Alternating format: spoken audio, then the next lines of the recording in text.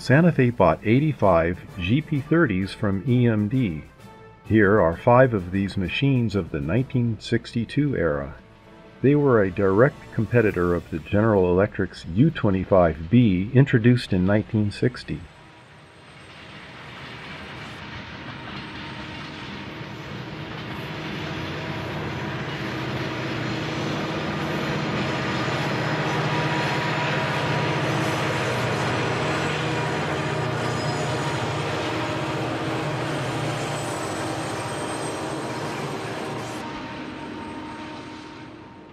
This was shot where West L Street dead ends at the tracks. The UP's power waiting here is on a track that curves off to the screen right to parallel the old SP line.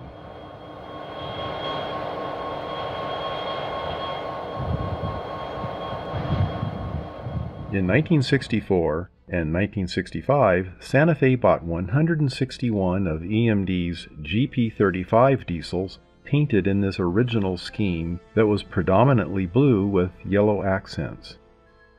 They had the 2500 horsepower version of the 567 series diesel. Leading the next train is a renumbered and painted GP35.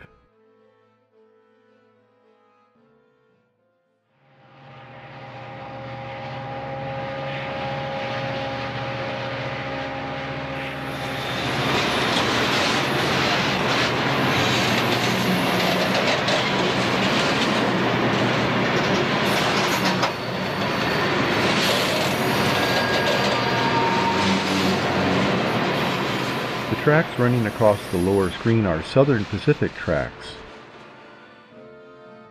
The red track running down from Cajon Pass was laid in 1967, and it connects into the SP's giant Colton Yard with a bridge over Interstate 10 here.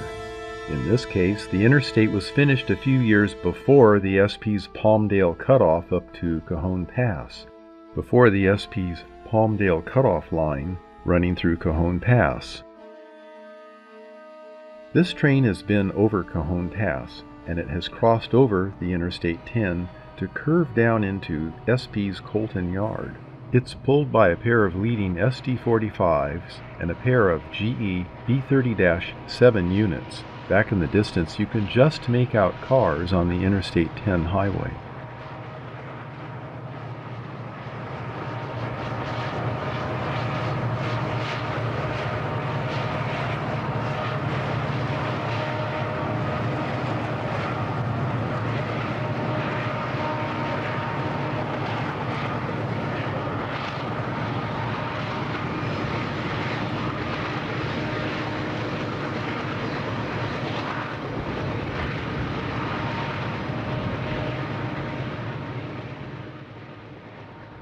Down the line where the SP crosses Santa Fe tracks, there was a manned interlocking tower at one time. It was eliminated by all remote-controlled CTC.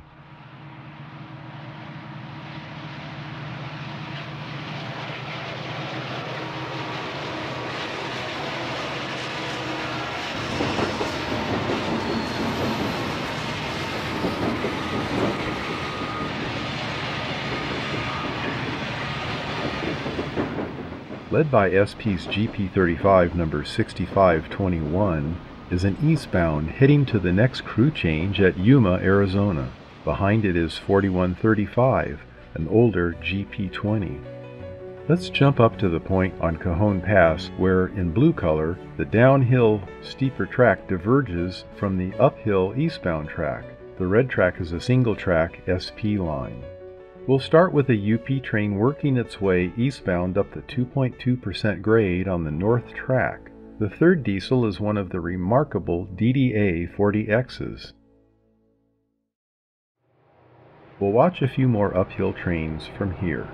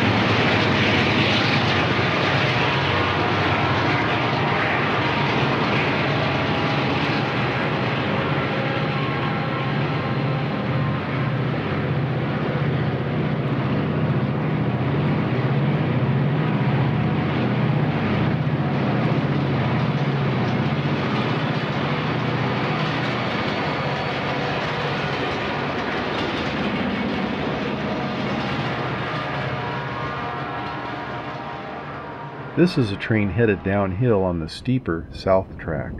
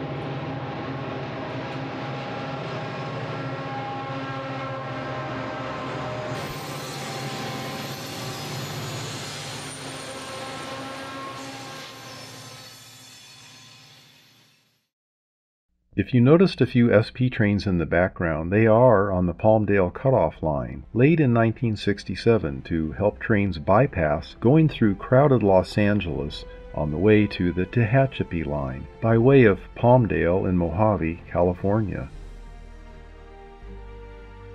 A group of 4 tunnel motors pulling a chemical train head toward Palmdale and then Mojave, about 150 miles from here. At that point, they will begin the climb into the Tehachapi Mountains.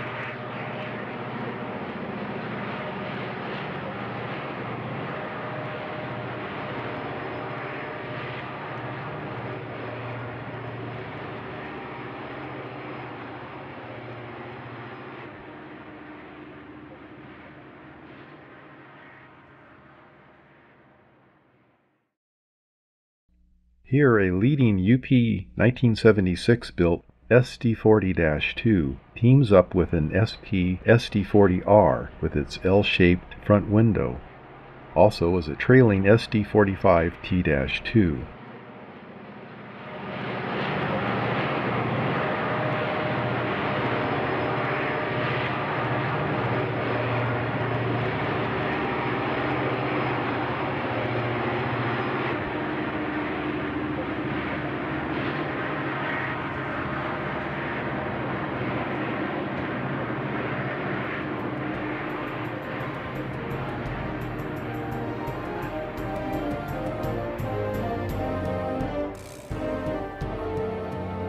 UP only went east to as far as Council Bluffs, Iowa, next to Omaha, Nebraska.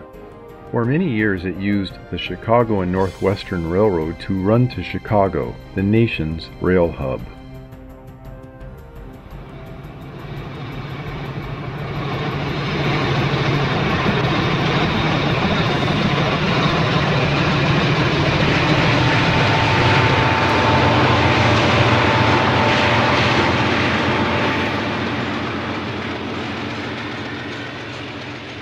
By 1970, the Burlington Northern was formed from the merger of 4 principal railroads. They added up to a total of over 24,000 miles of track, a true giant.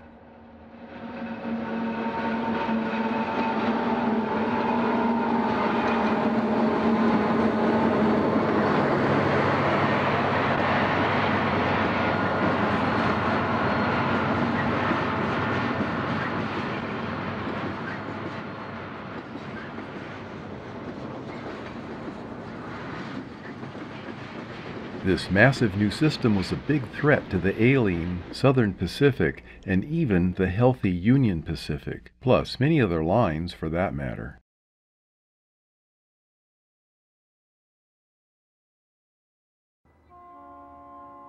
The new BN was not only the largest road then, but within a year it opened the new line to the Powder River coal mines, bringing a windfall to the new company.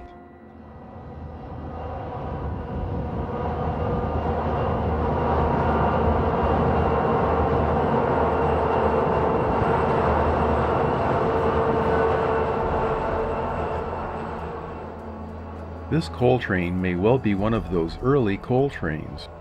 This clarified the message to UP, SP, and the Santa Fe to seek merger partners that would strengthen their position. Other roads in the West were in trouble, namely the Milwaukee Road and its western extension out to the Pacific coast. The UP approached the Rock Island Railroad to merge so they could finally own a direct line into Chicago and not need to depend on the Chicago and Northwestern to do that. The UP already used the Milwaukee Road to forward its passenger trains into Chicago. The Rock and the Milwaukee went bankrupt eventually, and the UP didn't get that Chicago trackage until 1995 when they finally merged in the Chicago and Northwestern.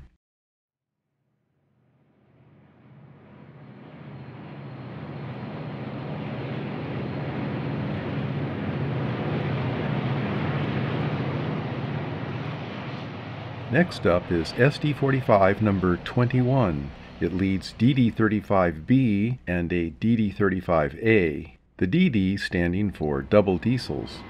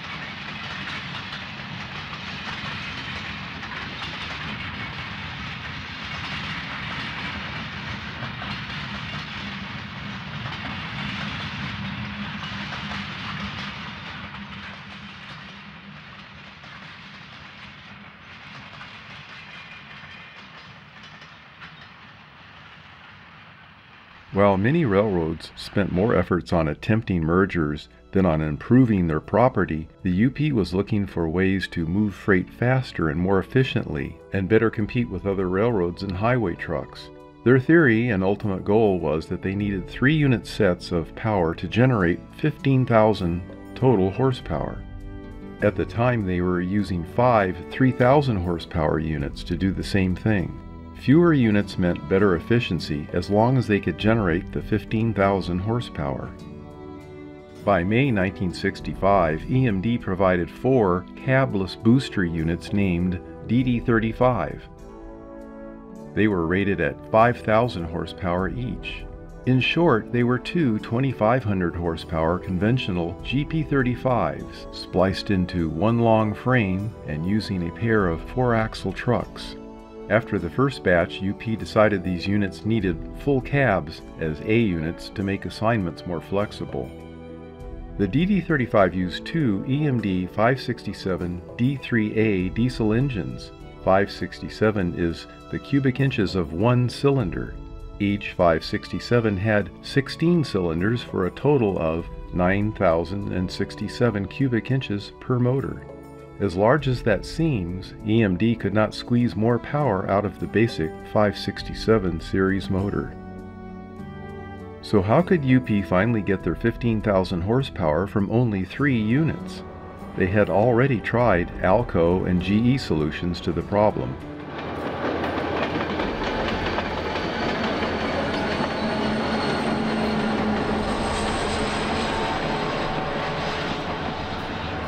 but EMD came up with the best solution. The newer 645 series diesel motor with 16 cylinders was capable of 3,300 horsepower each. The 645 had 10,320 cubic inches of displacement. And it introduced the DDA 40X locomotive with 6,600 horsepower. These were ushered in just in time for the 1969 celebration of the 100th year of the Union Pacific, and they were named Centennials.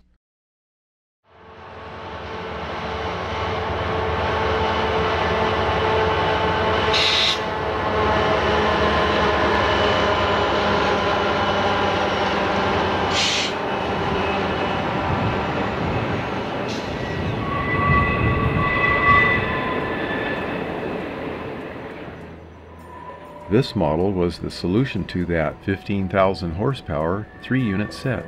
2 Centennials and 1 SD40, or perhaps even an older 2,400 horsepower SD24, would do it.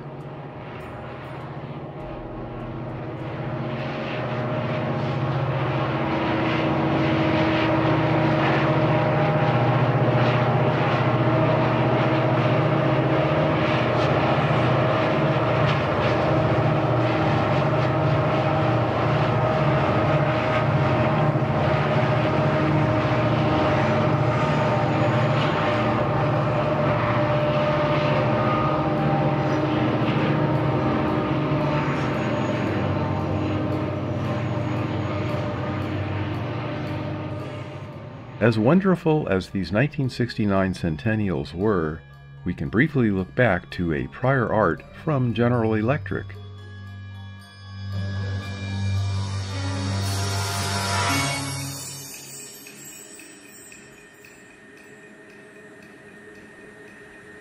This is the final edition of the turbine-powered locomotive, of which 30 were built.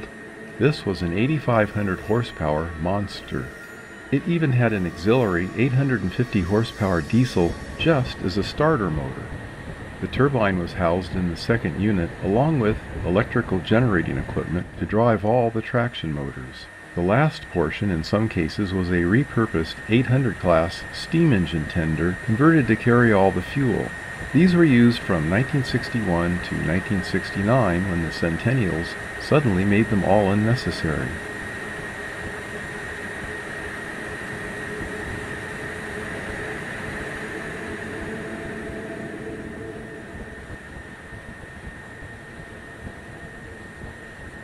GE was already known for building great jet engines, power plants for naval ships, and turbines for stationary power generation plants. Putting some of that experience on wheels was a natural, especially since GE was just getting serious about the railroad business with its introduction of the U-Series diesel locomotives. Notice the 2 small GP9 cabless units. By 1959, regular GP9s were turbocharged by the UP's efforts to prove to EMD that they should build higher horsepower diesels and get over their apprehensions of using turbocharging along with the existing supercharger Roots blowers. Moving through this yard is a repurposed Brill Company gasoline-fueled unit originally built in 1928 as a self-powered passenger car used in low-traffic branch line service.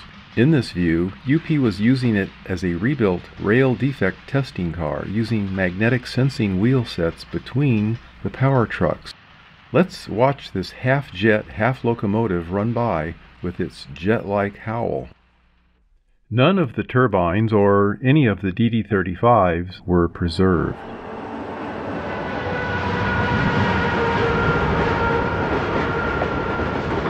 Next will be Centennial 9601. It is preserved at Ross Park in Pocatello, Idaho, along with UP 282 steam engine number 2005.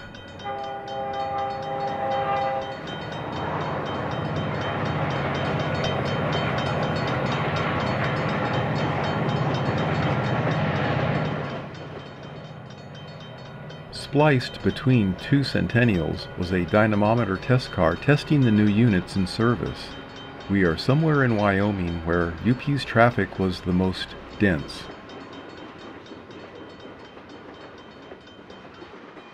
Just before the dawn of Amtrak in 1971, UP still had a few regular passenger trains, managing to maintain a high standard of service to the very end.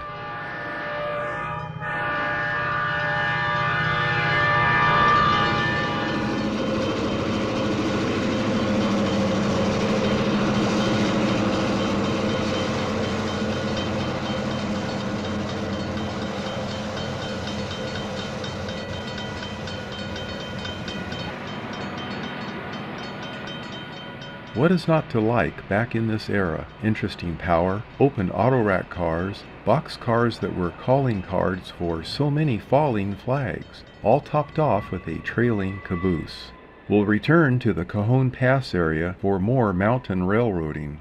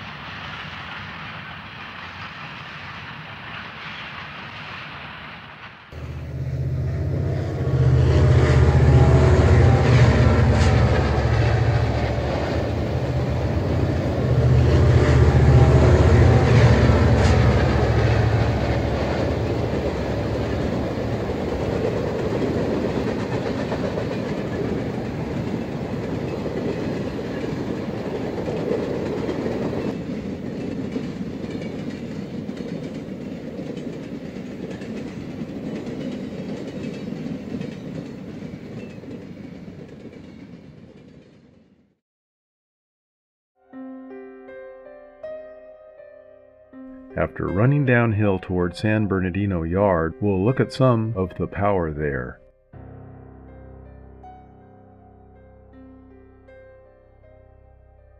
This train was led by a diesel in the paint scheme of the Santa Fe that was replaced beginning in 1972. Being mostly blue, it was called the billboard style. The newer style painted the cab area and all of the nose with yellow. It lasted until the BNSF merger of 1995. The Southern Pacific and Santa Fe merger was proposed in the early 1980s. You might suppose it was triggered by the Union Pacific announcing a merger with the Western Pacific and the Missouri Pacific early in 1980. Santa Fe Power reveals the red and yellow repainting that began when the Santa Fe and the Southern Pacific began an announced 1983 merger that was thwarted by the ICC a few years later. That failure would weaken the Santa Fe and especially the SP.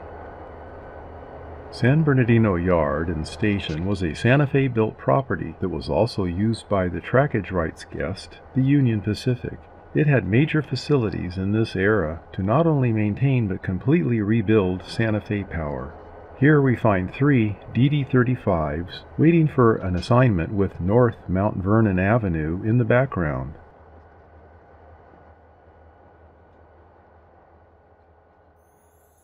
Here a pair of DD-35 boosters are sandwiched by a pair of more common SD-40s for a total of 16,000 horsepower from 4 units. This solution was shy of the desired 3-unit solution for 15,000 or more horsepower. Here's the fulfillment of the long-held goal with only 3 units, a pair of 6,600 horsepower DDA-40Xs and a common SD-40 in the middle for 16,200 horsepower.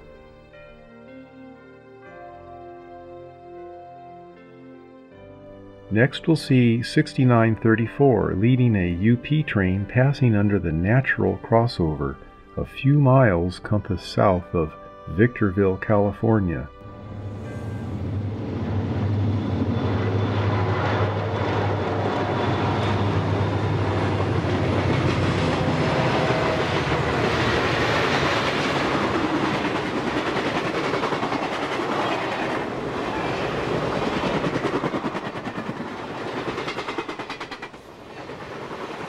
We'll divert briefly for some interesting views in the Riverside area.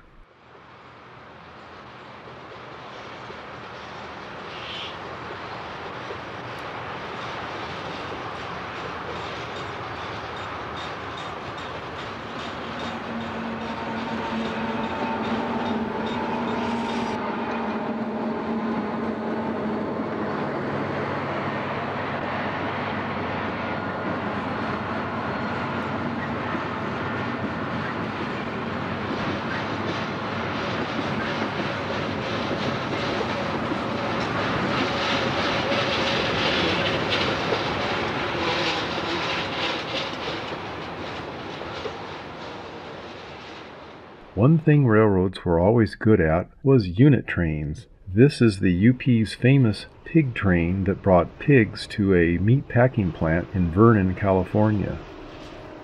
This train has 27 double-deck livestock cars.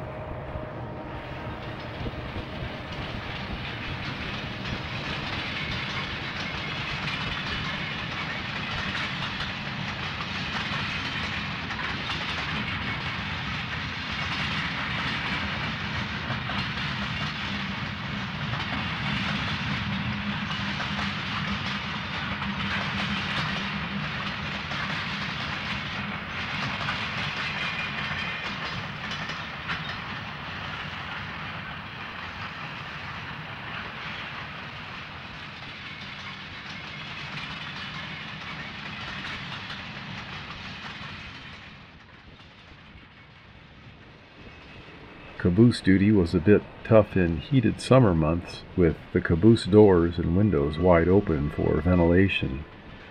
This is Riverside Junction, where the tracks cross one of the Southern Pacific tracks.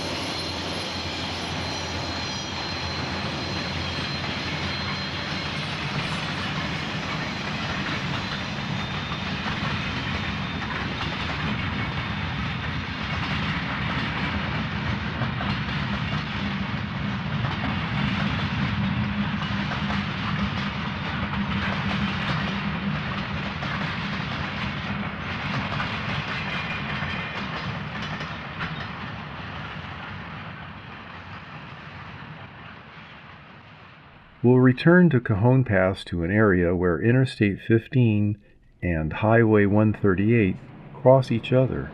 The two tunnels shown on the map have since been removed.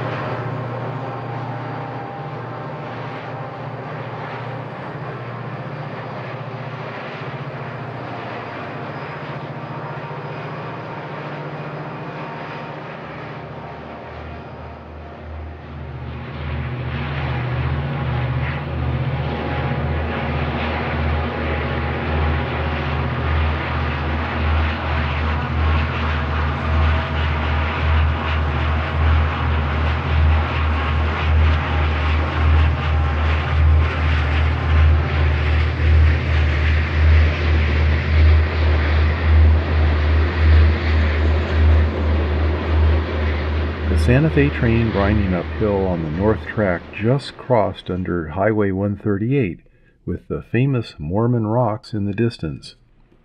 The next scene will be a UP train on the same track crossing under Interstate 15 and heading toward the summit.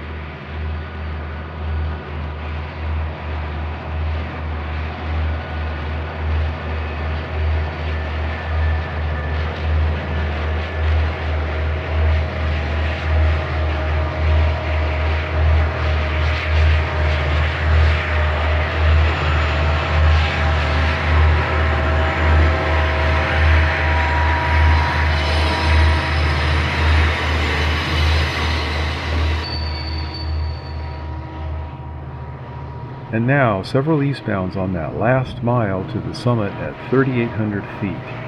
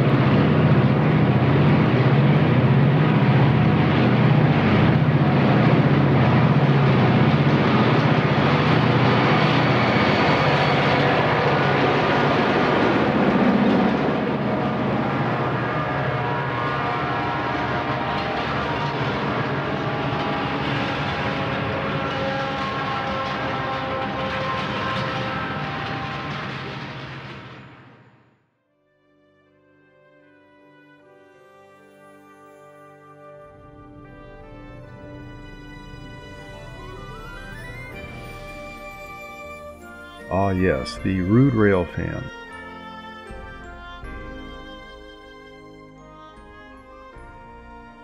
Next train will be an Amtrak train, the discontinued Desert Wind, heading east at Sullivan's Curve, named after an early years railfan and photographer. Then we'll drop down to where the north and south tracks separate and follow a Santa Fe freight up the north track back up to Sullivan's Curve.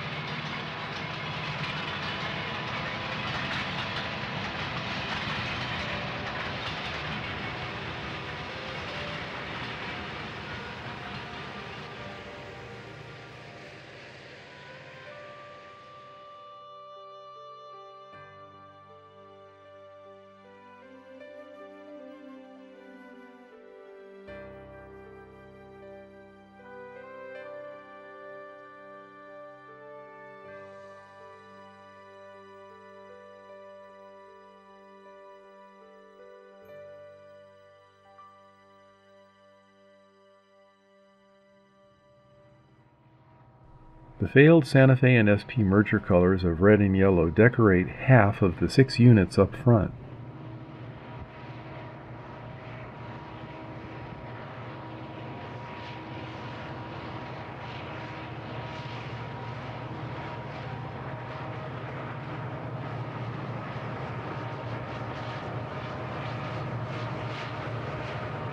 Normally, uphill trains take this longer and less steep north track, and the steeper south track is mostly for downhill trains, but traffic can make exceptions sometimes.